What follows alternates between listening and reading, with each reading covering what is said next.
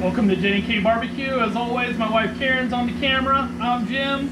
Today we're doing poor man's burnt ends, and it's gonna be delicious, and it's really easy to do. Stay with us.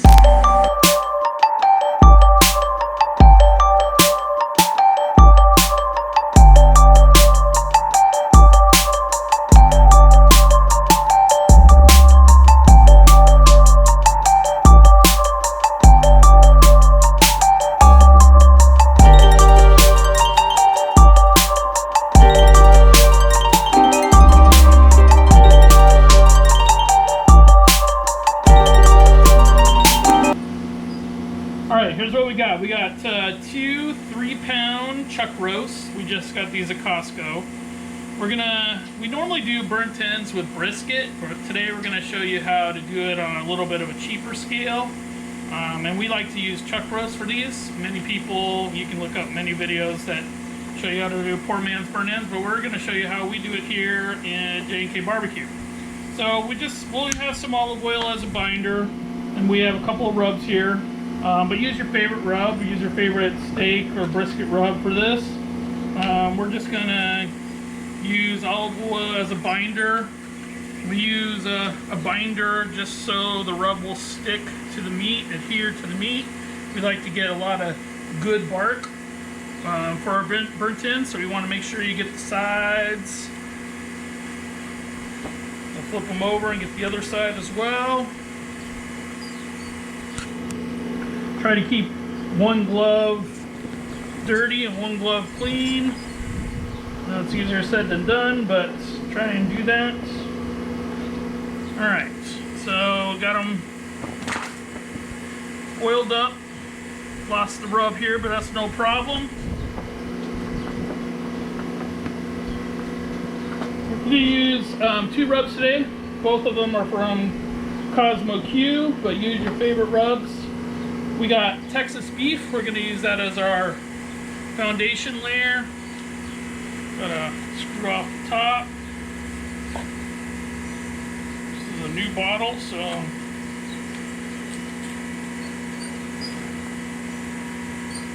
get this going. Alright, so we're going to hit this with some Texas beef as our foundation layer. We're going to get all the sides and the nooks and the crannies. Now, this is a big piece of meat and it can take a lot of rubs, so be pretty liberal. We got some wind going here in Arizona. It's unusual for us, but today is a little bit nicer of a day. We've had some major heat lately, and today it's only going to be about 100, so we'll take that any day. Alright, so we're going to, as our second rub, we're going to use cow cover hot.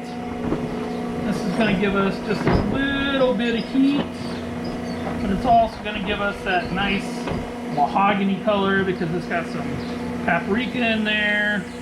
And those of you who haven't used Kosmos rubs, these are probably our favorite rubs out there. But again, use your own favorite. It'll turn out good either way. Alright, so we're going to flip these over and reverse and do the same step. As soon as that's done, we'll be back with you and show you what's next. Alright, we're going to check our pellets. We got a pretty full hopper, so we'll be good to go here. We're just going to fire her up, get her going, and one of my viewers asked me to show how many pellets were in the hopper when it's starting to finish, so figured I'd do that on this video. But we're going to let the barbecue come up to temp, and we'll get her on. We'll show you what's next.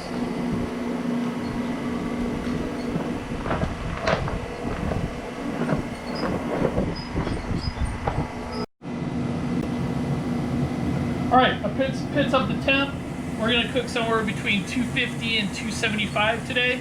We'll get these on, and we're going to allow them to roll in the smoke for a couple hours. We won't probe them for at least the first hour. After that, we'll probe them. We're gonna take them to the color that we're looking for, and I'm guessing that's gonna be somewhere around 160 degrees. From there we'll wrap, and we'll show you how to take it from there. Stay with us. All right, we're about 2 hours in. It's time to probe to see where we're at. So we're gonna probe each one of them just to see where we're at. You can see we got some pretty good color, getting plenty of smoke. We want to just probe it into the fattiest part that we can find. And we'll see what temperature we got right now. Let's close the pit so we don't lose any more temp. Right now we're setting at 135. We're gonna let it go. We're gonna get it up to about 160, and then we're gonna wrap it in butcher paper.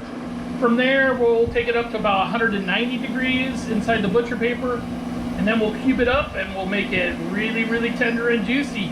Stay with us. All right, we're 3 hours in. We hit 165 internal temp. Right now we're going to wrap it with some butcher paper. We don't want it to take on any more smoke or get any darker than it currently is.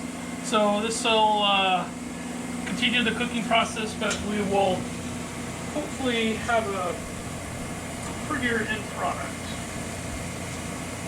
I'm just gonna take some butcher paper here. I'm going to shift it forward just a bit. Wrap it up.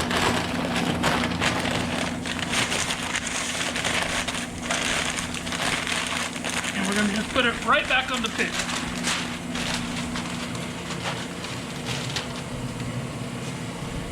Grab butcher paper. Take out the heat probe just for a second.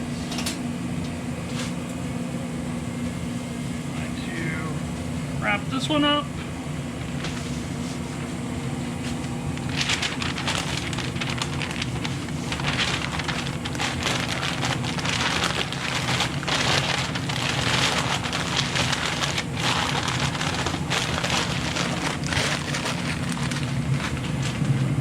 Just gonna go right back on the pit. We're gonna put the temperature probes back in.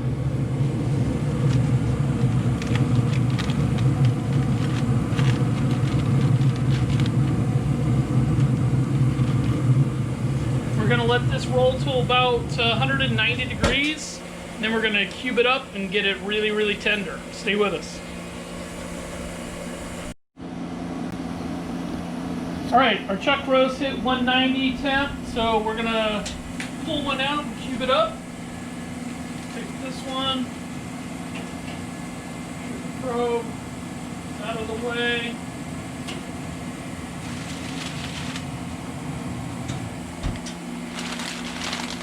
Careful when you unwrap these. Get some good glove liners. It'll help you. It's going to be, as you can see, there's lots of liquid here, which is good.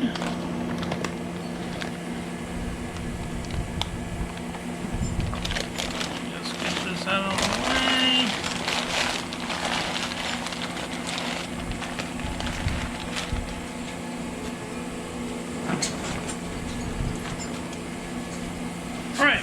So what we want to do with this is we want to cut it into about inch-sized cubes. So just kind of size it up, and they don't have to be perfect. You know, you're gonna, some of them are gonna be a little irregular in shape, but that's okay, no problem there. So we're going to, I mean, if you wanted to eat it now, you could, but we're gonna get it nice and tender and turn it into some great burnt ends. So I'm just going to cube this up and as close to inch-sized cubes as possible. But again, we're not going to beat ourselves up if we get some that are not exactly the same size. But this is cutting pretty tender already. We're going to try and beat the flies here, but we are going to work on getting this as tender as we possibly can.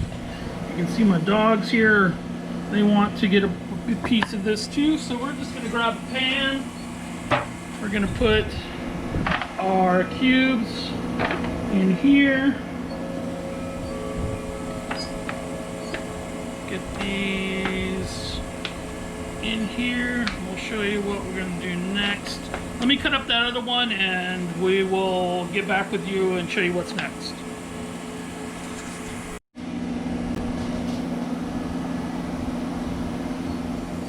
Alright, we got all our burnt ends here in a little disposable pan. What I got here is I use Kosmos injection to make a little bit of a mopping liquid. So I got 1/3 of a cup of their injection. I used 1 can of beef broth, which is 14.5 ounces, and then added water to that to make full 2 cups. So we're going to, this is going to give it a nice little beefy bath. So we're going to get this added to our burnt ends, and then we're going to foil it up and we're going to put it back on the pit. We're going to allow the rest of this fat to render and get these super tender and oh so good. Stay with us.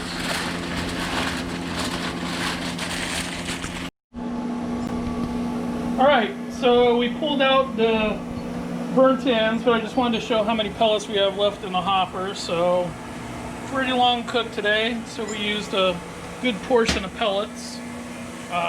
But total cook time was right about 5.5 hours, and just wanted to give her, show you what she looks like and give her a taste test. You can see it's piping hot, but let me get one that I can wrangle. Bon appetit.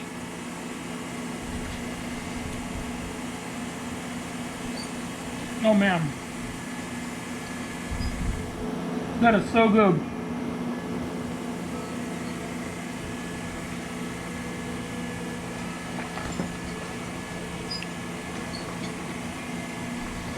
Took too big a bite.